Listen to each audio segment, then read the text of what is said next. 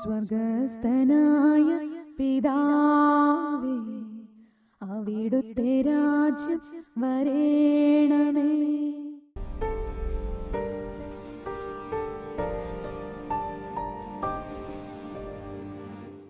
ഈശോയുടെ ഉത്ഥാന തിരുനാളിലൂടെ കടന്നുപോയി നമ്മൾ ഏതാണ്ട് ഒരാഴ്ച കഴിയുമ്പോൾ നമുക്ക് സ്വർഗാരോഹണം, ആക്ച്വലി ഞായറാഴ്ചയാണ് തിരുനാളായിട്ട്, അടുത്ത വ്യാഴാഴ്ചയാണ് സ്വർഗാരോഹണം. 40 ദിവസം കർത്താവിൻ്റെ ഉത്ഥാനത്തിന് ശേഷം സ്വർഗാരോഹണ തിരുനാൾ ഞായറാഴ്ച. പിന്നെ നമ്മൾ ജൂൺ 8 പന്തക്കോസ്ത തിരുനാളാണ്. നമ്മൾ ഈ നാളുകളിൽ 2000 വർഷം മുമ്പ് നടന്ന വലിയ മഹത്തായ സംഭവങ്ങളും യേശുവിൻ്റെ പീഡാസഹനവും കുരിശുമരണവും ഉത്ഥാനവും സ്വർഗാരോഹണവും, പന്തക്കുസ്ത നാളിൽ പരിശുദ്ധാത്മാവ് യേശുവിനു വേണ്ടി, യേശുവിൽ വിശ്വസിച്ചുകൊണ്ട് കാത്തിരുന്ന പരിശുദ്ധ അമ്മയോടൊപ്പം അപ്പസ്തോലന്മാരും ബാക്കി ഭക്തജനങ്ങളും സ്ത്രീകളും ഒക്കെ അടങ്ങുന്ന അപ്പസ്തോലൊപ്പം 1 വായിക്കുന്ന 120ഓളം പേരടങ്ങുന്ന ഒരു സമൂഹത്തിലേക്ക് കാത്തിരുന്ന് ഹൃദയം ഒരുക്കി സ്നേഹത്തിൽ നിറഞ്ഞുകൊണ്ട് എല്ലാവരോടും ക്ഷമിച്ചുകൊണ്ട് അവരുടെ ജീവിതത്തിൽ സംഭവിച്ചതെല്ലാം, യേശുവിന് സംഭവിച്ചതെല്ലാം അത് ദൈവവചനപ്രകാരം നിറവേറേണ്ടതായിരുന്നു. അത് ആരും പീലാത്തോസ് യേശുവിനെ മരണത്തിന് വിധിച്ചതുകൊണ്ടോ യഹൂദ പ്രമാണികൾ യേശുവിനെ മരണത്തിന് ഏൽപ്പിച്ചു കൊടുത്തതുകൊണ്ടോ യൂദാസ് ഒറ്റിക്കൊടുത്തുകൊണ്ടൊന്നും അല്ല. അതെല്ലാം സംഭവിക്കേണ്ടതായിരുന്നു. അതെല്ലാം അനാദി മുതലേ ദൈവം മനസ്സിൽ കണ്ട കാര്യങ്ങളാണ്. അതെല്ലാം തിരുവചനങ്ങളിലൂടെ, പ്രവാചക ഗ്രന്ഥങ്ങളിലൂടെ ദൈവം നേരത്തെ മുൻകൂട്ടി പറഞ്ഞ കാര്യങ്ങളാണ്. സങ്കീർത്തന പുസ്തകങ്ങളിലും ഒക്കെ കർത്താവ് മുൻകൂട്ടി പറഞ്ഞ കാര്യങ്ങളാണ് നടന്നതെന്ന് അപ്പസ്തോലന്മാരുടെ നടപടിയിൽ നമ്മൾ വായിക്കുന്നങ്ങനെയാണ്. അതായത് ഈ എമ്മാവൂസിലേക്ക് പോയ 2 അപ്പസ്തോലന്മാർ ശിഷ്യന്മാരെ ലൂക്കാസ് നമ്മൾ വായിക്കുന്ന, അവര് 2 പേര് ജെറുസലേമിൽ നിന്ന് ഓടിപ്പോവുകയാണ്. അവിടെ നടക്കുന്ന ഭയങ്കര ഉഗ്രപീഡനം ഉണ്ടായപ്പോൾ സ്തെഫാനോസ് വധിക്കപ്പെട്ടു, എല്ലാവരും പീഡിപ്പിക്കപ്പെടുന്നു. അപ്പോൾ അവിടെ നിന്നാൽ തങ്ങളുടെ ജീവന് അപകടത്തിലാകുമെന്ന് കരുതി 2 പേര് അവിടെ നിന്നും ഓടിപ്പോവുകയാണ്. എന്നാൽ നമുക്കറിയാം, ഈശോ അവരോട് പറയുന്ന ഒരു കാര്യമുണ്ട്. ലൂക്കാ സുവിശേഷത്തിന്റെ ഏറ്റവും ഒടുവിലത്തെ അധ്യായത്തിൽ, നിങ്ങൾ ആരും ഈ പട്ടണം വിട്ടു പോകരുത് എന്ന് പറയുമ്പോൾ ഇത് പീഡകളുടെ സ്ഥലമായിരിക്കും. എവിടെയാണ് നിങ്ങളുടെ നാഥനായ യേശു ക്രിസ്തു അതികഠോരമായി വഞ്ചിക്കപ്പെടുന്നതും പീഡിപ്പിക്കപ്പെടുന്നതും കുരിശു മരണത്തിന് വിധിക്കപ്പെടുന്നതും, കുരിശു വഹിച്ചുകൊണ്ട് ഈ പട്ടണത്തിലൂടെ ജെറുസലേമിന്റെ തെരുവുകളിലൂടെ അവരെ വലിച്ചിഴിച്ചു കൊണ്ടുപോയി പട്ടണത്തിന് പുറത്തു കൊണ്ടുപോയി അവനെ ക്രൂശിച്ച് അവൻ മരിക്കും.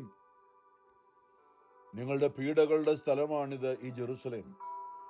അപ്പൊ ഈശോ പറയുകയാണ്, ഉത്ഥാനത്തിന് ശേഷം കർത്താവ് അവർക്ക് പ്രത്യക്ഷപ്പെട്ടപ്പോൾ ലൂക്കാ 24 അവരോട് പറയുന്നത്, നിങ്ങൾ ആരും ഈ പട്ടണം വിട്ടു പോകരുത്. എന്നിൽ നിന്ന് നിങ്ങൾ കേട്ട പിതാവിന്റെ വാഗ്ദാനമായ പരിശുദ്ധാത്മാവിന് വേണ്ടി കാത്തിരിക്കുവിൻ. ലൂക്കാ 24 ഉത്ഥാനം ചെയ്ത ശിഷ്യന്മാര് അപ്പസ്തോലന്മാർക്ക്, ഉത്ഥാനം ചെയ്ത യേശു അപ്പസ്തോലന്മാർക്ക് പ്രത്യക്ഷപ്പെട്ട് അവരോട് പറഞ്ഞതാണ്, നിങ്ങൾ ഇവയ്ക്ക് സാക്ഷികളാണ്. ലൂക്കാ 24:48-49 എന്റെ പിതാവിന്റെ വാഗ്ദാനം നിങ്ങളുടെ മേൽ ഞാൻ അയക്കുന്നു. ഉന്നതത്തിൽ നിന്ന് ശക്തി ധരിക്കുന്നത് വരെ നഗരത്തിൽ തന്നെ വസിക്കുവിൻ. ഇനി നമ്മെ സംബന്ധിച്ചിടത്തോളം നമ്മളാരും ജെറുസലേം പട്ടണത്തിൽ പോയി ഇരിക്കുവാനല്ല, നേരെ മറിച്ച് നമ്മൾ യേശുവിനെ കണ്ടുമുട്ടാനായി നമ്മുടെ ജീവിതത്തിൻ്റെതായ സഹനങ്ങളിലൂടെ, നമ്മുടെ ജീവിതത്തിന്റെ സഹനങ്ങളിലൂടെ നാം കടന്നുപോയ അനുഭവങ്ങൾ, ഞാൻ പറയും, നമ്മുടെ ജെറുസലേം അനുഭവങ്ങളാണ്. നമ്മുടെ സഹനങ്ങളുടെ നടുവിൽ നമ്മൾ അവിടെ ക്രിസ്തു വെളിപ്പെടാനുള്ള നമ്മളുടെ സഹനത്തിന്റെ നടുവിലാണ് ക്രിസ്തു നമ്മുടെ ജീവിതത്തിൽ വെളിപ്പെട്ട് കിട്ടുന്നത്. ഞാൻ എൻ്റെ ആത്മീയ അനുഭവം പലപ്പോഴും പറഞ്ഞിട്ടുണ്ട് പുറകോട്ട്. ജീവിതത്തിന്റെ വലിയ ഒരു പ്രതിബന്ധത്തിന്റെ എൻ്റെ ഇളയ സഹോദരി രോഗിയായി മരിച്ചു പോകുമെന്ന് ഉറപ്പിച്ചു ഡോക്ടർമാർ. ചെന്നൈയിലെ ഏറ്റവും പ്രശസ്ത ഹോസ്പിറ്റലായ അപ്പോളോ ഹോസ്പിറ്റലിൽ കൊണ്ട് അഡ്മിറ്റാക്കി. അവിടെയുള്ള ഡോക്ടേഴ്സ് പറഞ്ഞു ഇവള് മരിച്ചു പോന്നു. അപ്പോൾ അവൾ മരിച്ചു പോകുന്നതിന് മുമ്പായിട്ട് കാണാൻ വേണ്ടിയാണ് നാട്ടിലേക്ക് ഞങ്ങൾ പോയത്. ആ സമയത്ത് ചെന്നൈയിലെ ഒരു ചാപ്പലില് ഞങ്ങൾ കുടുംബം മുഴുവനും ഒന്നിച്ചുകൂടി. എൻ്റെ സഹോദരി അവിടെ ഉണ്ടായിരുന്നു. ഞാൻ പറയും ഈ പെന്തക്കോസ്ത അനുഭവം എന്ന് ഞാൻ പറയും, അല്ലെങ്കിൽ ജെറുസലേം അനുഭവം എന്ന് പറയും. കാരണം ജീവിതത്തിൻ്റെതായ കണ്ണുനീരിൻ്റെ സമയമായി നമ്മൾ തീർച്ചയായും മരിച്ചു പോകുമെന്ന് ഡോക്ടർമാർ ഉറപ്പിച്ചു പറഞ്ഞിരിക്കുകയാണ്.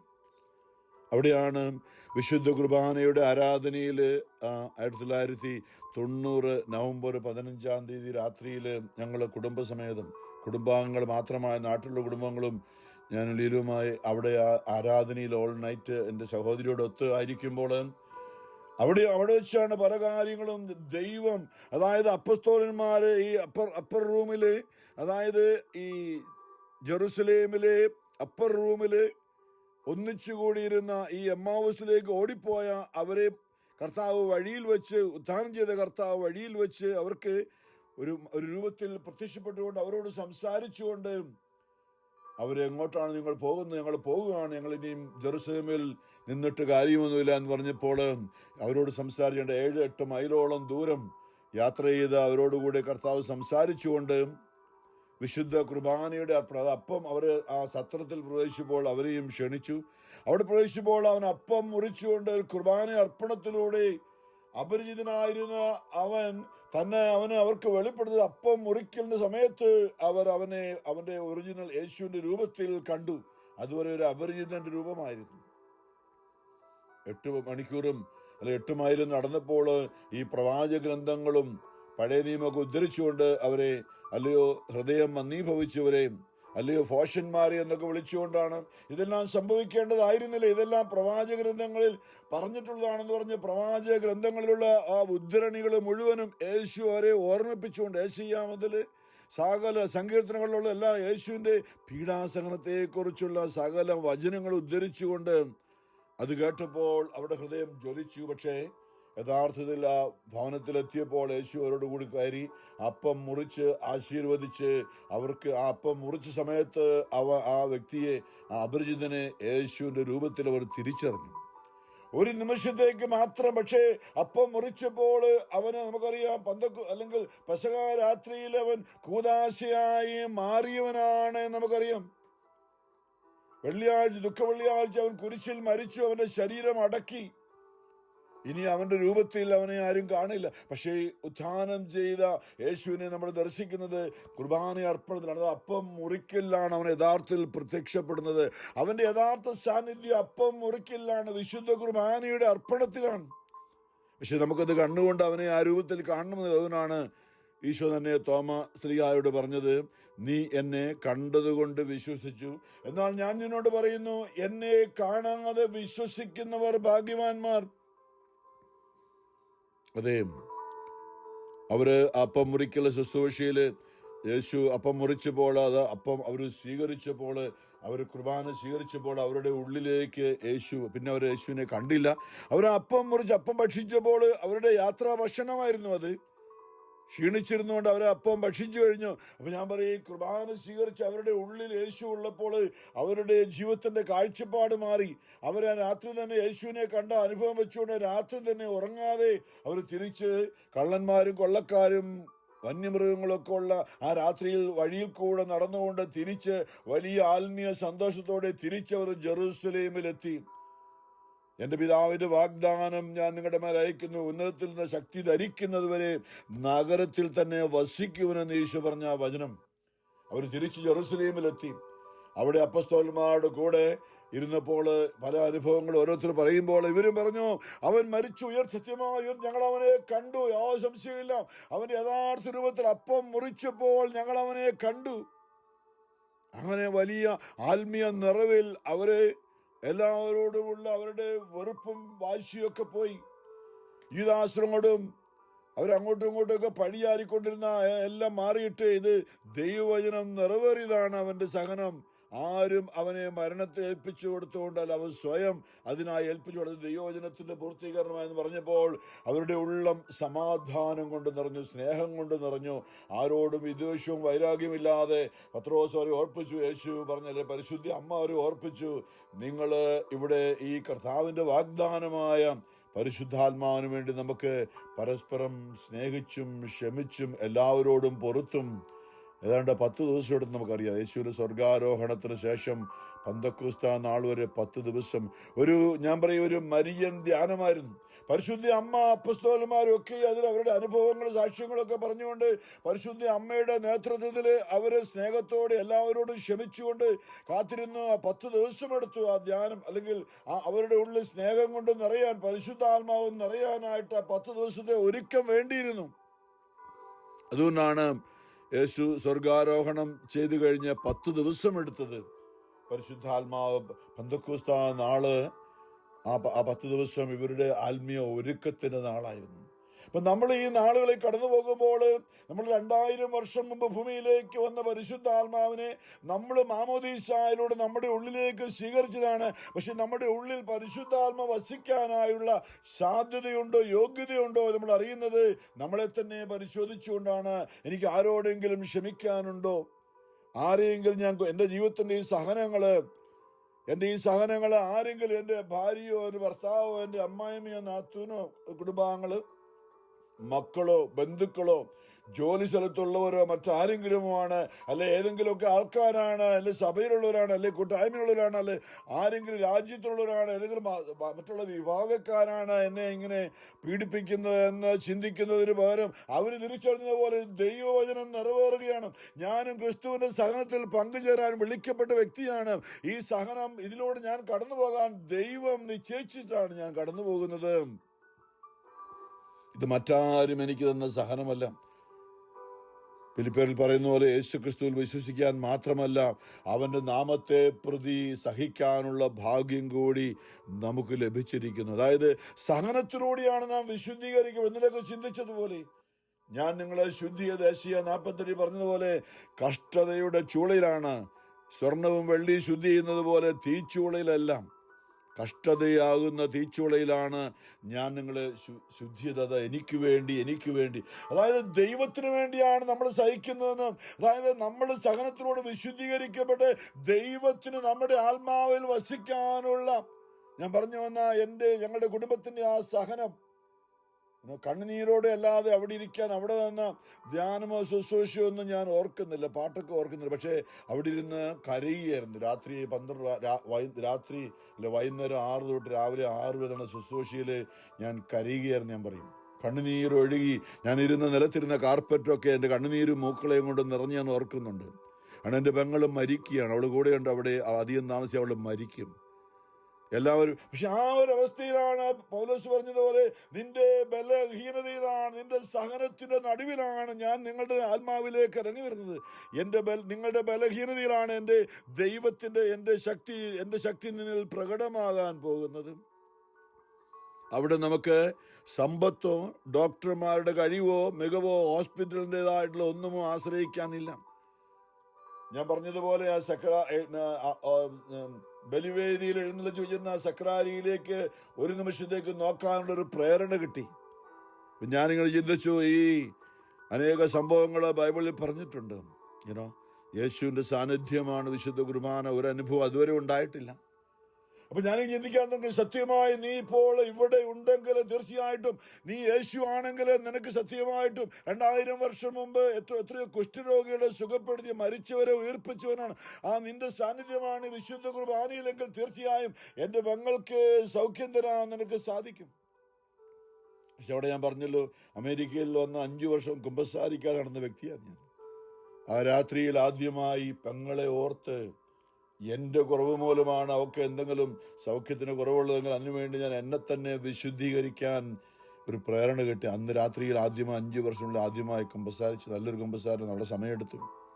പിന്നെ അടുത്ത് നമുക്കറിയാം, എല്ലാവരോടും ക്ഷമിക്കാനായിട്ട് അച്ഛൻ ഞങ്ങളെ ശുശ്രൂഷ ചെയ്യുന്ന ബഹനോട്ട് പീറ്റർ അച്ഛൻ പറഞ്ഞു. അപ്പം അങ്ങോട്ടും ഇങ്ങോട്ടും എല്ലാം ആരാധനയുടെ തന്നെ അങ്ങോട്ടും ഇങ്ങോട്ടൊക്കെ പോയി ക്ഷമ ചോദിക്കാനും കാല് പിടിക്കാനും കെട്ടിപ്പിടിക്കാനും കരയുവാനും ഒക്കെ സാധിച്ചു. എല്ലാവരോടും ക്ഷമ ചോദിക്കാനും ക്ഷമ കൊടുക്കുവാനൊക്കെ സാധിച്ചു. പിന്നെയുള്ളവരെ, അവിടെയാണ് പന്തക്കോസ്തായുടെ അനുഭവമാണ്. പരിശുദ്ധാത്മാവ് വീണ്ടും ആ കുടുംബത്തിലേക്ക് ഇറങ്ങി വന്നുകൊണ്ട് ഞാൻ പറയും, ആ രാത്രിയിൽ എൻ്റെ പെങ്ങളെ കർത്താവ് സൗഖ്യപ്പെടുത്തി. ഏതാനും ദിവസം എടുത്തത് വെളിച്ചത്ത് വരാൻ, തിരിച്ചറിയാൻ. പക്ഷേ ആ രാത്രിയിലാണ് യേശുവിന്റെ ദിവ്യകാരുണ്യ സാന്നിധ്യത്തിൽ അപ്പം മുറിക്കൽ കുർബാനയോടെ ഉണ്ട്. ആ നല്ലൊരു കുമ്പസാരം കഴിഞ്ഞ് പരസ്പരം ക്ഷമിച്ചുകൊണ്ട് കർത്താവിനോട് അനുരഞ്ജനപ്പെട്ടുകൊണ്ട് വിശുദ്ധ കുർബാന സ്വീകരിച്ചപ്പോൾ അവിടെ ഞാൻ പറയും, എൻ്റെ വീണ്ടും ജനനമായിരുന്നു ആ രാത്രിയിലെന്നും. അതെ, നമ്മുടെയൊക്കെ ജീവിതങ്ങളിൽ ഇന്നുമുള്ള സഹനങ്ങൾ നമ്മൾ വീണ്ടും ജനനത്തിനായി നിക്കോദേമോസിനോട് ഈശോ പറഞ്ഞതുപോലെ, യേശുവിനെ രാത്രിയിൽ കാണാൻ ഒന്ന് സപ്പോർട്ട് ചെയ്യാനായിട്ട് വന്ന ഈശോ യോഹന്നാൻ 3 ഞാൻ നിന്നോട് പറയുന്നു, നീ വീണ്ടും ജനിക്കുന്നില്ല എങ്കിൽ ദൈവരാജ്യം കാണുകയില്ല. നീ വീണ്ടും ജനിക്കുന്നില്ലെങ്കിൽ ദൈവരാജ്യത്തിൽ പ്രവേശിക്കുകയില്ല. നിക്കോദേമോസിന് മനസ്സിലാതെ, എങ്ങനെയാണ് ഞാൻ വീണ്ടും അമ്മയുടെ ഉദരത്തിൽ പ്രവേശിച്ച് വീണ്ടും ജനിക്കണമോ? ഇല്ല. ഈശോ പറഞ്ഞു, അങ്ങനെ ജനിച്ചാലും നീ ഇപ്പോഴുള്ളത് തന്നെ ആയിരിക്കും, വ്യത്യാസമൊന്നുമില്ല. പക്ഷേ നീ പിതാവിൽ നിന്ന് ജനിക്കണം. സ്വർഗത്തിലെ ഇന്ന് നിന്റെ അമ്മയുടെ മകനായി, അപ്പന്റെ മകനായി ഭൂമിയിൽ ജനിച്ചെങ്കിൽ നീ സ്വർഗത്തിലെ പിതാവിന്റെ മകളായി നിങ്ങൾ മാറണം. അമ്മയും അപ്പനും നമ്മളെ സ്നേഹിച്ചതുപോലെ സ്വർഗത്തിലെ പിതാവും നമ്മളെ സ്നേഹിക്കണം. നമ്മുടെ കുഞ്ഞുനാൾ നമ്മുടെ അമ്മച്ചിയെന്നോ ഡാഡിയെന്നോ അല്ലെങ്കിൽ അപ്പായെന്നോ അമ്മച്ചിയെന്നോ അല്ലെങ്കിൽ ഡാഡിയെന്നോ ഒക്കെ വിളിച്ചതുപോലെ സ്വർഗത്തിലെ പിതാവിനെ ഹൃദയം തുറന്നുകൊണ്ട് എൻ്റെ അപ്പായെന്ന്, നീ എൻ്റെ അമ്മയെക്കാൾ എന്നെ സ്നേഹിക്കുന്നൊരു ദൈവമാണെന്ന് ഉള്ള ഒരു അറിവിലേക്ക് വരാനായിട്ട്, അവിടെയാണ് നമ്മൾ സ്വർഗത്തിലെ പിതാവിന്റെ, അതായത് പാപങ്ങളെ ഉപേക്ഷിച്ചുകൊണ്ട് ദൈവത്തിന്റെ സാന്നിധ്യം ആത്മാവിൽ വന്നറിയാൻ ആഗ്രഹിച്ചുകൊണ്ട് ആ 120ഓളം പേര് പരിശുദ്ധ അമ്മയുടെ ദേഹത്തിൽ നിന്ന് ആഗ്രഹിച്ചതുപോലെ നാം ആഗ്രഹിക്കുമ്പോൾ അവിടേക്ക് നമ്മുടെ ഉള്ളിൽ മാമോദീസായോട് നാം സ്വീകരിച്ച ആ പരിശുദ്ധാത്മാവ് വീണ്ടും നമ്മുടെ ആത്മാവിൽ വന്നിറഞ്ഞുകൊണ്ട് നമുക്ക് ദൈവത്തെ അപ്പാ എന്ന ഹൃദയത്തിന്റെ ഉള്ളിൽ നിന്ന് ആരുടെയും പ്രേരണയില്ലാതെ, പൗലോസ് അപ്പോസ്തലന്റെ ഭാഷയിൽ പറഞ്ഞാൽ ഗലാത്യർക്കുള്ള ലേഖനത്തിൽ പൗലോസ് പറയുന്നത് ഇങ്ങനെയാണ്, ഞാൻ ആരുടെയും മനുഷ്യന്റെ പ്രേരണയാലല്ല. ഗലാത്യർ 1 തുടങ്ങുന്നത് ഇങ്ങനെയാണ്, മനുഷ്യരിൽ നിന്നോ മനുഷ്യൻ മുഖേനയോ അല്ല, യേശു ക്രിസ്തു മുഖേനയും അവനെ മരിച്ചു എന്ന് ഉയർപ്പിച്ച പിതാവ് മുഖേനയും അപ്പോസ്തലനായിരിക്കുന്ന പൗലോസായ ഞാനും എന്നോടുകൂടെയുള്ള എല്ലാ സഹോദരരും ഗലാത്തിയിലെ സഭകൾക്ക് എഴുതുന്നത്. ഇപ്പോൾ വീണ്ടും പറയാണ്, സഹോദരരെ 11 പറയാണ്, ഞാൻ പ്രസംഗിച്ച സുവിശേഷം മാനുഷികമല്ല എന്ന് ഞാൻ നിങ്ങളെ അറിയിക്കുന്നു. എന്തെന്നാൽ മനുഷ്യനിൽ നിന്നല്ല ഞാനത് സ്വീകരിച്ചത്. ആദ്യം എൻ്റെ അപ്പനിൽ നിന്നും അമ്മയിൽ, നമുക്ക് പറയാൻ പറ്റും, എൻ്റെ അപ്പനിൽ നിന്നും അമ്മയിൽ നിന്നുമാണ് നമ്മൾ ക്രിസ്ത്യാനികളായത്. അവരുടെ വിശ്വാസം നമ്മൾ സ്വീകരിച്ച് അവർ നമ്മളെ മാമോദീസ മുക്കിയതുകൊണ്ട് നമ്മൾ ക്രിസ്ത്യാനികളെ കത്തോലിക്കരാണ് എന്ന് പറയുന്ന ഒരു അവസ്ഥയിലാണോ ഇന്ന് നമ്മൾ പോകുന്നത്?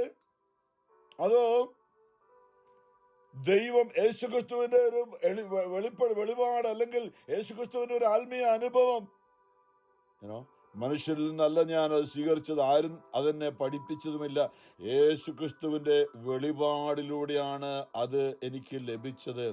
നമുക്കറിയാം ആ സംഭവം അല്ലെ, ഡമാസ്കസിലേക്ക് കുതിരപ്പുറത്ത് പാഞ്ഞു പോകുമ്പോൾ ഉത്ഥാനം സ്വർഗത്തിലേക്ക് ആരോഹണം ചെയ്തു പോയ ആ കർത്താവ് ക്രിസ്തു തന്നെ ശൗൽ ശൗൽ നീ എന്തിനാണ് എന്നെ പീഡിപ്പിക്കുന്നത്? ആരാണ് കർത്താവ്? അങ്ങ് നീ പീഡിപ്പിക്കുന്ന ക്രിസ്തുവാണ് ഞാൻ, നീ പീഡിപ്പിക്കുന്ന ക്രിസ്തുവാണ് ഞാൻ. പ്രിയമുള്ളവരെ, ഒരുപക്ഷെ നമുക്ക് സ്വരം കാതിൽ കേൾക്കണമെന്നില്ല, പക്ഷെ നമ്മൾ മറ്റുള്ളവരെ വേദനിപ്പിക്കുമ്പോൾ, മറ്റുള്ളവർ ക്ഷമിക്കാതിരിക്കുമ്പോൾ ക്രിസ്തുവിനോടാണ് ക്ഷമിക്കാതിരിക്കുന്നത്, അവനെയാണ് നാം പീഡിപ്പിക്കുന്ന ഒരു ആത്മീയ അറിവിൽ വന്നുകൊണ്ട് എല്ലാവരോടും ക്ഷമിക്കാൻ, ക്രിസ്തുവിനെ പ്രീതിപ്പെടുത്തണമെങ്കിൽ ഞാൻ വേറൊന്നും ചെയ്യേണ്ട, ഞാൻ മറ്റുള്ളവരോട് ക്ഷമിച്ചാൽ മതി, മറ്റുള്ളവരെ എന്നെ പോലെ ദൈവം സ്നേഹിക്കുന്നുള്ള അറിവിൽ എല്ലാവരോടും ക്ഷമിക്കാൻ എനിക്ക് സാധിച്ചാൽ ഞാൻ ക്രിസ്തുവിനെ സ്നേഹിക്കുന്ന അല്ലെ ക്രിസ്തുവിനെ പ്രീതിപ്പെടുത്തുന്ന ഒരു വ്യക്തിയായി ഞാൻ മാറുകയാണ്. ഇത് വലിയൊരു മേഖലയാണ് പ്രിയമുള്ളവരെ. നമുക്കറിയാം, അവിടെ തന്നെ വീണ്ടും അപ്പോസ്തലൻ പൗലോസ് പറയുന്നുണ്ട്, ഗലാത്യർ 1:15 പറയുന്നുണ്ട്, ഞാൻ 14 എന്റെ വംശത്തിൽപ്പെട്ട യഹൂദ വംശത്തിൽപ്പെട്ട സമപ്രായക്കാരായ അനേകരേക്കാൾ യഹൂദമത കാര്യങ്ങളിൽ ഞാൻ മുൻപന്തിയിലായിരുന്നു. എൻ്റെ പിതാക്കന്മാരുടെ പാരമ്പര്യങ്ങളിൽ അത്യധികം തീഷ്ണതവതിയുമായിരുന്നു. എന്നാൽ ഞാൻ മാതാവിൻ്റെ ഉദരത്തിലായിരിക്കുമ്പോൾ തന്നെ ദൈവം എന്നെ പ്രത്യേകം തെരഞ്ഞെടുത്തു. ജെറമ്യായോട് പറഞ്ഞതുപോലെ മാതാവിൻ്റെ ഉദരത്തിൽ വെച്ച് തന്നെ ഞാൻ നിന്നെ ഇത് നമുക്ക് എല്ലാവർക്കും ഉള്ള തിരഞ്ഞെടുപ്പാണ്. അവിടെ നമ്മളെ തിരഞ്ഞെടുത്ത നല്ല അറിവിലേക്ക്, അതായത് എൻ്റെ ദൈവം അമ്മയുടെ ഉദരത്തിൽ വെച്ച് തന്നെ എന്നെ അറിഞ്ഞ് സ്നേഹിച്ച ദൈവമാണ്. ആ ദൈവം എൻ്റെ പിതാവാണ് എന്ന് തീർച്ചയായിട്ടും നമ്മുടെ അപ്പനും അമ്മയും ഒക്കെ ഈ ഭൂമിയിൽ നമ്മൾ ഉണ്ട്, അവരെ സ്നേഹിക്കണം. പക്ഷെ അതുകൊണ്ടാണ് ഈശോ മത്തായി സുവിശേഷത്തിൽ 23 പറയുന്നുണ്ട്, ഈ ഭൂമിയിൽ നിങ്ങൾ ആരെയും നിങ്ങളുടെ പിതാവിനെ അപ്പ എന്ന് വിളിക്കരുത്. നിങ്ങളുടെ പിതാവിനെ, നിങ്ങളുടെ അപ്പനെ ഈ ഭൂമിയിൽ നിങ്ങൾ ആരും അപ്പ എന്ന് വിളിക്കുന്നു പറയുമ്പോൾ അപ്പനെ ബഹുമാനിക്കരുതെന്നല്ല. ഇതാണ് സ്വർഗത്തിലെ നിങ്ങളുടെ പിതാവാണ് നിങ്ങളുടെ യഥാർത്ഥ പിതാവ്. നിങ്ങളാരും നേതാക്കന്മാരെന്ന് വിളിക്കപ്പെടരുത്. നിങ്ങളെല്ലാവരും സഹോദരങ്ങളാണ്. ഞാൻ സ്വർഗത്തിലെ പിതാവാണ് നിങ്ങളുടെ പിതാവ്, നിങ്ങളെല്ലാവരും സഹോദരങ്ങളാണ്. ഈശോന്റെ വെളിപ്പെടുത്തണം പറയുള്ളവരെ. അപ്പോൾ അവിടുന്ന് തൻ്റെ കൃപയാൽ എന്നെ, ഞാൻ മാതാവിൻ്റെ ഉദരത്തിൽ ആയിരിക്കുമ്പോൾ തന്നെ ദൈവം എന്നെ പ്രത്യേകം തിരഞ്ഞെടുത്തു. തൻ്റെ കൃപയാൽ അവിടുന്ന് എന്നെ വിളിച്ചു. അത് അവിടുത്തെ പുത്രനെ പറ്റി വിജാതിരുടെ പ്രസംഗിക്കാൻ അവനെ എനിക്ക് വെളിപ്പെടുത്തി തരേണ്ടതിനായിരുന്നു. അതാണ് ആ വെളിപാട്. അതായത് ആ ഡമാസ്കസിൽ യാത്ര കിട്ടിയ വലിയ വെളിപാട്. അവന് കണ്ണു കാണാൻ മേലാതെ താഴേക്ക് വീണ് അവിടെ ഡമാസ്കസിലേക്ക് അവർ കൈപിടിച്ചു കൊണ്ടുപോയി. അവിടെ ഒരാഴ്ച കിടന്നപ്പോൾ അനന്യാസ് വന്നുകൊണ്ട് അവന് വേണ്ടി കർത്താവ് പറഞ്ഞനുസരിച്ച് പ്രാർത്ഥിക്കുകയും അവൻ്റെ കണ്ണുകൾ കാണുകയും അവൻ മാമോദീസ സ്വീകരിക്കുകയൊക്കെ ചെയ്തിട്ട് അവന് കർത്താവിനെ പ്രഘോഷിക്കുന്നതിനായിട്ട് അപ്പസ്തോലനെ പൗലോസായിട്ട് മാറി. പിന്നെ 3 വർഷത്തിന് ശേഷം പറയാണ്, അവിടുത്തെ പ്രസംഗിക്കാൻ എനിക്ക് വെളിപ്പെടുത്തി തരേണ്ടത്. ഞാനൊരു മനുഷ്യന്റെ ഉപദേശം തേടാൻ നിന്നില്ല. ഇനി ആരും എന്നോട് പറയേണ്ട ആവശ്യമില്ല, പോയി വചനം പ്രസംഗിക്കുന്നത്. എന്റെ ഉള്ളില് എന്റെ ആത്മാവായി വസിക്കുന്ന ക്രിസ്തു തന്നെ എന്നെ അതിന് പ്രേരിപ്പിക്കുകയാണ്. യേശു ഭൂമിയിൽ വചനം പ്രസംഗിച്ചതുപോലെ അവന്റെ ആത്മാവ് എന്റെ ഉള്ളിലിരുന്നുകൊണ്ട് എന്നെ പ്രേരിപ്പിക്കുകയാണ്, എല്ലാവരോടും പോയി സദ്വാർത്ത അറിയിക്കുക എന്ന്. ഞാനൊരു മനുഷ്യന്റെ ഉപദേശം തേടാൻ നിന്നില്ല. എനിക്ക് മുമ്പ് അപ്പസ്തോലന്മാരായവരെ കാണാൻ ഞാൻ ജെറുസലേമിലേക്ക് പോയതുമില്ല. മറിച്ച് ഞാൻ അറേബ്യയിലേക്ക് പോവുകയും ദമാസ്കസിലേക്ക് തിരിച്ചു വരികയും ചെയ്തു. 3 വർഷത്തിന് ശേഷം കേപ്പായെ കാണാൻ. ഇതൊരു വലിയ മേഖലയാണ്. നമുക്ക് എത്രമാത്രം ആത്മീയ കൃപയുണ്ടെങ്കിലും ആ പരിശുദ്ധാത്മ വെളിപ്പെടുത്ത പത്രോസിനെയാണ് കർത്താവ് സഭയുടെ തലവനായി നിയോഗിച്ചിരിക്കുന്നത്. പത്രോസ് പാറ 3 വർഷം അവിടെ ഇവിടെയൊക്കെ കർത്താവിന്റെ വചനം പ്രസംഗിച്ച് നടന്നിട്ട് 3 വർഷത്തിന് ശേഷം കേപ്പായെ കാണാൻ ഞാൻ ജെറുസലേമിലേക്ക് പോയി. അവനോടൊത്ത് 15 ദിവസം താമസിക്കുകയും ചെയ്തു. കർത്താവിന്റെ സഹോദരനായ യാക്കോബിനെ അല്ലാതെ മറ്റ് അപ്പസ്തോലന്മാർ ആരെയും ഞാൻ കണ്ടില്ല. കർത്താവിന്റെ ബന്ധുവായിരുന്ന യാക്കോബ്, ഞാൻ നിങ്ങൾക്ക് എഴുതുന്ന ഈ കാര്യങ്ങൾ വ്യാജമല്ല എന്നതിന് ദൈവം സാക്ഷി. തുടർന്ന് ഞാൻ സിറിയയിലെ അന്ത്യോക്യയിലും പിന്നെ ടർക്കിയിലൊക്കെ പോകുന്നതിനെ കുറിച്ചൊക്കെ നമ്മൾ അപ്പോസ്തല പ്രവർത്തനങ്ങളൊക്കെ വായിച്ചു കഴിഞ്ഞ ദിവസം. അതെ, തുടർന്ന് ഞാൻ സിറിയ, കിലിക്കിയ എന്നീ പ്രദേശങ്ങളിലേക്ക് പോയി. യൂദയായിലുള്ള ക്രിസ്തുവിന്റെ സഭകൾ അപ്പോഴും എന്നെ നേരിട്ട് അറിഞ്ഞിരുന്നില്ല. ഒരിക്കൽ നമ്മെ പീഡിപ്പിച്ചിരുന്നവൻ താൻ ഉന്മൂലനം ചെയ്യാൻ ശ്രമിച്ച വിശ്വാസി ഇപ്പോൾ പ്രസംഗിക്കുന്നു എന്ന് മാത്രം അവർ കേട്ടിരുന്നു. നമ്മളെ കുറിച്ച് അങ്ങനെയല്ലേ? പണ്ടിങ്ങനെ ഇതിലൂടെ തോന്നിവാസം നടന്നവനാണ്, കള്ളും കുടിച്ച് നടന്നവനാണ്. അവനിപ്പോൾ വചനം പ്രസംഗം നടക്കുന്നത്, ബൈബിളൊക്കെ ആയിട്ട് നടക്കുന്നുവെന്ന് അത് എന്നെക്കുറിച്ചും പറഞ്ഞിട്ടുണ്ട്. നമ്മളെ ഓരോരുത്തരെക്കുറിച്ചൊക്കെ പറഞ്ഞിട്ടുണ്ട്. ഇങ്ങനെ ഇപ്പോൾ പ്രസംഗിക്കുന്നു എന്ന് മാത്രം അവർ കേട്ടിരുന്നു. എന്നെ പ്രതി അവർ ദൈവത്തെ മഹത്വപ്പെടുത്തിയും. പിന്നീട് ഗലാത്യർ 2:14 ഇത് വളരെ പ്രധാനപ്പെട്ട. പിന്നീട് 14 വർഷത്തിനു ശേഷം ബർന്നബാസിനോടുകൂടി ഞാൻ വീണ്ടും ജെറുസലേമിലേക്ക് പോയി. തീത്തോസിനെയും കൂടെ കൊണ്ടുപോയി. ഒരു വെളിപാടനുസരിച്ചാണ് ഞാൻ പോയത്. അതായത് എൻ്റെ ഉള്ളിലുള്ള പരിശുദ്ധാത്മാവ് പ്രേരിപ്പിച്ചതനുസരിച്ചാണ് ഞാൻ പോയത്. അവിടുത്തെ പ്രധാനികളുടെ മുമ്പിൽ ഞാൻ വിജാതിയരുടെ ഇടയിൽ പ്രസംഗിക്കുന്ന സുവിശേഷം സ്വകാര്യമായി അവതരിപ്പിച്ചു. ഇത് ഞാൻ ഓടിയതും വ്യർത്ഥമാകാതിരിക്കാൻ വേണ്ടിയായിരുന്നു. അതായത് ഞാൻ ഇത്രയും നാൾ പ്രസംഗിച്ചായി പ്രസംഗം, സുവിശേഷം കിട്ടിയ അഭിഷേകം മുഴുവനും ഞാൻ പത്രോസിന്റെ കാൽക്കൽ കൊണ്ട് സമർപ്പിച്ചു. കാരണം അവനെയാണ് കർത്താവ് താക്കോൽ ഏൽപ്പിച്ചിരിക്കുന്നത്. അവനോട് ചേർന്ന് നിന്നാൽ മാത്രമേ ഞാൻ ഓടിയതും അധ്വാനിച്ചതും പ്രസംഗിച്ചതും ആരോടെല്ലാം ഞാൻ പ്രസംഗിച്ചു, ആരെല്ലാം മാമോദിസ മുക്കിയോ അതെല്ലാം അത് വിലയുള്ളതായി തീരുന്നത് അത് പത്രോസിന്റെ മുമ്പിൽ ഞാൻ എൻ്റെ കാര്യങ്ങൾ അവതരിപ്പിച്ച് സമർപ്പിച്ച് കഴിയുമ്പോഴാണ്. ഇത് വലിയൊരു മേഖലയാണ്. ഇന്ന് നമ്മൾ ലിയോ 14 മാർപ്പാപ്പായെ നമ്മൾ ആ രീതിയിലാണ് കാണുന്നത്. നമ്മൾ സഭയോട് ചേർന്ന് നിന്നുകൊണ്ട് വിശുദ്ധിയിലും വിശ്വാസത്തിലും അവിടെയാണ് എല്ലാ അധികാരവും. സാത്താന്റെ നരകത്തിന്റെ കവാടങ്ങൾ ദൈവരാജ്യത്തിനെതിരെ പ്രബലപ്പെടുകയില്ല എന്ന് പത്രോസിനോട് പറഞ്ഞ പത്രോസിന് കൊടുത്ത അധികാരം, സ്വർഗത്തിന്റെ താക്കോലുകൾ ഞാൻ നിനക്ക് തരുന്നുവെന്ന് പത്രോസിന് പറഞ്ഞ അധികാരം, അത് പത്രോസിന്റെ പിൻഗാമിയായ ഇന്ന് ലിയോ 14 മാർപ്പാപ്പയുടെ സഭയിലാണ്. ഞാൻ പറയും, ഇതുകൊണ്ട് നമ്മൾ ചില കാര്യങ്ങൾ അറിഞ്ഞിരിക്കണം. സാത്താന്റെ പേര് അധികാരം കൊടുത്തത് യേശു പത്രോസിനാണ്. അതുകൊണ്ടാണ് ഇന്ന് നമ്മൾ കത്തോലിക്ക സഭയ്ക്ക് ലിയോ 14 മാർപ്പാപ്പയെ അവിടെ എന്തൊരു ബഹളം വരുന്നില്ല. അവിടെ മാർപ്പാപ്പയുടെ തിരഞ്ഞെടുപ്പും ഒക്കെ ഇതിന്റെ കാരണം ഇതാണ്. ഈ ഒരു മേഖലയുണ്ട് അവിടെ. വ്യക്തിപരമായ ഒരു ആരാധനയൊന്നുമല്ല. നരകത്തിന്റെയും സ്വർഗത്തിന്റെയും താക്കോലുകൾ ഇരിക്കുന്നത് ഇപ്പോൾ ഈ ഭൂമിയിലെ തിരുസഭയിലുള്ള ഈ ലിയോ 14 കൂട്ടരുടെയും സഭയുടെ മെത്രാൻ സംഘത്തിന്റെ അല്ലെങ്കിൽ ആ കയ്യിലെന്ന് ഞാൻ പറയും. ഇത് മാനുഷികമായിട്ടില്ല നമ്മളിത് അറിയേണ്ടത്. അങ്ങനെ ഒരു പദവി കിട്ടിയത് കൊണ്ട് കാര്യമൊന്നുമില്ല. പക്ഷേ അത് പരിശുദ്ധാത്മാവിന്റെ പ്രവർത്തനം. പൗലോസ് പറഞ്ഞതുപോലെ, അതുകൊണ്ട് സ്വർഗത്തിലെ പിതാവേ എന്ന് വിളിക്കുവാനായി റോമർ 8 പൗലോസ് പറഞ്ഞാണ്, ഇതാ ദൈവത്തിന്റെ ആത്മാവാണ് എൻ്റെ ഉള്ളില്. സ്വർഗത്തിലെ പിതാവിനെ അപ്പാ എന്ന് വിളിക്കാൻ പരിശുദ്ധാത്മാവിലൂടെ അല്ലാതെ ആർക്കും സാധിക്കുകയില്ല. വീണ്ടും 1 കൊരിന്തോസ് 12 പറയുന്നുണ്ട്, പരിശുദ്ധാത്മാ മുഖേന അല്ലാതെ ആർക്കും യേശു കർത്താവാണെന്ന് പറയാൻ പറ്റില്ല. അതുകൊണ്ട് ഞാൻ വീണ്ടും ജനിച്ചാൽ എൻ്റെ ഉള്ളിലെ ദൈവത്തിന്റെ ആത്മാവെന്ന് വസിച്ചാൽ മാത്രമേ എനിക്ക് സ്വർഗത്തിലെ പിതാവിനെ അപ്പാ എന്ന് വിളിക്കാൻ പറ്റുകയുള്ളൂ. യേശു എൻ്റെ കർത്താവാണ്, രക്ഷകനാണ്, കാൽവരിയിൽ അവനാണ് എനിക്ക് ജീവൻ നേടിത്തന്നതെന്ന് എനിക്ക് പറയണമെങ്കിൽ ഈ പരിശുദ്ധാത്മാവ് എൻ്റെ ഉള്ളിലുണ്ടെങ്കിൽ മാത്രമേ സാധിക്കുകയുള്ളൂ എന്ന്. പരിശുദ്ധ പരമാ ദൈവകാരുണ്യനാഥനായ ഈശോയ്ക്ക് എന്നേരവും ആരാധനയും സ്തുതിയും പുകഴ്ചയും ഉണ്ടായിരിക്കട്ടെ.